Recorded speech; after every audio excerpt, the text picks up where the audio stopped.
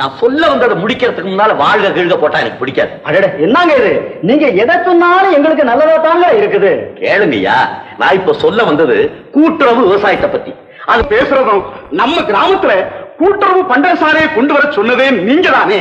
அதனால நாங்கெல்லாம் எவ்வளவோ நன்மையை அடைச்சுக்கிட்டு வரும்போது மறுபடியும் நீங்க சொல்றதுக்கெல்லாம் விவாதம் என்னத்த கேண்ட. அதான் நீங்க புரிஞ்சுக்கணும். இதுக்கு ரெண்டுக்கும் நிறைய வித்தியாசம் இருக்கு. கூட்டுறவு பண்டகசாலைக்கு நம்ம பணத்தை மட்டும்தான் முதலீடா போட்டோம். இப்ப கூட்டுறவு விவசாயத்துக்கு நம்ம நிலத்தை முதலீடா போடுறோம். அதுக்கு யாரெல்லாம் தயாரா இருக்கீங்க? நான் ஏன் நிலத்தை கொடுக்கறேன். நான் கொடுத்தாச்சுட்டேன். என் நிலத்தை மட்டும் இல்ல, தோப்பு தரவு எல்லாத்தையுமே கொடுத்துறேன். என் நஞ்ச புஞ்ச எல்லாத்தையுமே கொடுத்துடுறேன். நான் கொடுக்கறேன். நானும் கொடுக்கறேன். ரொம்ப சந்தோஷம், ரொம்ப சந்தோஷம். இப்போ உங்க நிலத்தை எல்லாம் நீங்க கொடுக்கறதா ஒத்துக்கிட்டீங்க. நாம தான் நம்ம நிலத்தை எல்லாம் கொடுத்துட்டோமே. எல்லாரும் பாடுபட போறாங்க, எல்லாரும் விவசாயம் பண்ண போறாங்க. நம்ம பங்கு நம்ம வீடு தேடி வந்து தானே தீரும் அப்படின்னு எல்லாரும் நினைச்சுக்கிட்டு வீட்டுல படுத்துக்கிட்டீங்கன்னா நாம செய்யற எல்லா காரியமே படுத்து போகும். ஆகையினாலே கூட்டுறவு விவசாயத்துக்கு எது தேவைன்னா நம்ம உடல் உழைப்பு தான் தேவை. என்ன வரப்ப வெட்டவன்? ஏண்டா ஏன் வரப்ப வெட்டலாம்? ஓ வரப்பாவது ஏன் வரப்பாவது வரப்போகுதுயா. ஊர்ல இருக்கிற அத்தனை வரப்பு எதிரி போய் எல்லாம் ஒரே வயல ஆக போகுது. எப்படி ஆகும்? எப்படி ஆகும்? ஏன் ஆகாது?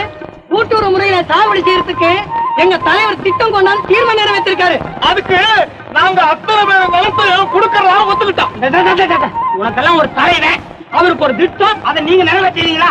அதுக்காக சட்டத்துன்னு கொஞ்சோண்டு கொஞ்சம் வெட்டுறது.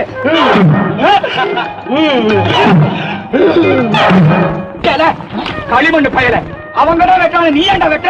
போராட்ட மண்டு பயல்களா, ஏமாளி பயலுங்கடா. ஒரு காணி அரகாடியில் இருக்கிற உங்க நிலத்தை எல்லாம் உண்ணா முழுக்கி ஏப்ப முட்டா இது தலைவரை திட்டா பார்த்துட்டு இருக்கீங்க. வெட்ட போறான் வெட்ட போறான். ஐயோ வெட்ட போறான் வெட்ட போறான். போடாதீங்க பயப்படாதீங்க. பேசிட்டே இருக்க, சீக்கிரம் வெட்டியா. நீ என்ன ரெண்டு பக்கம் பேசுற? நீ அவளு தானே இதால பாவி. முதல்ல தூக்கி கொடுத்த தலைவனை திட்டுறான்.